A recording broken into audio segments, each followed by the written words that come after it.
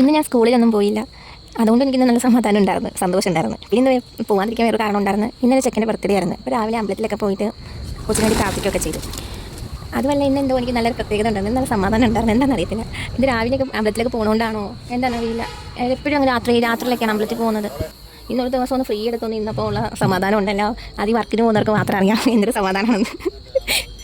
സത്യമാണ് പറയുന്നത്. അതുപോലെ നല്ല രസം ഉണ്ടായിരുന്നു ഇന്ന് അതുപോലെ തന്നെ കാഴ്ചൂട്ടി അംഗനവാടി കൊണ്ടാകുന്ന ദിവസമായിരുന്നു. അപ്പോൾ അതുകൊണ്ട് ഇന്നൊരു പ്രത്യേകത ഉണ്ടായിരുന്നു. അവനെ എന്തായാലും കൊണ്ടാക്കാൻ പറ്റിയല്ലോ എന്നുള്ള.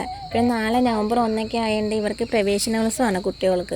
അപ്പോൾ ഈ അംഗനവാടിയിൽ നിന്ന് നാളെ പ്രവേശനോത്സവം 2 കുട്ടികളെയും കൂടെ എടുക്കുന്നത്. അപ്പോൾ അതിൻ്റെ കൂടെ നാളെ ഇനി അവനെ കൊണ്ടാക്കാൻ പറ്റത്തില്ല. പക്ഷെ അതുകൊണ്ട് ഞാൻ ഇന്നങ്ങ് കൊണ്ടാക്കി. അപ്പം അതിൻ്റെ പരാക്രമവും പിന്നെ പ്രശ്നവും കുരുത്തക്കേടും ഒക്കെ ആയിരുന്നു. വേറെ കുട്ടികളുടെ കൂടെ കളിച്ചുകൊണ്ടിരുന്നപ്പോഴാണ് ഞങ്ങൾ അവിടെ നിന്ന് എസ്കേപ്പ് ചെയ്തത്. അപ്പോൾ തിരിച്ച് വിളിക്കാൻ വരുന്ന കാര്യം വിട്ട് തോക്കടയോ.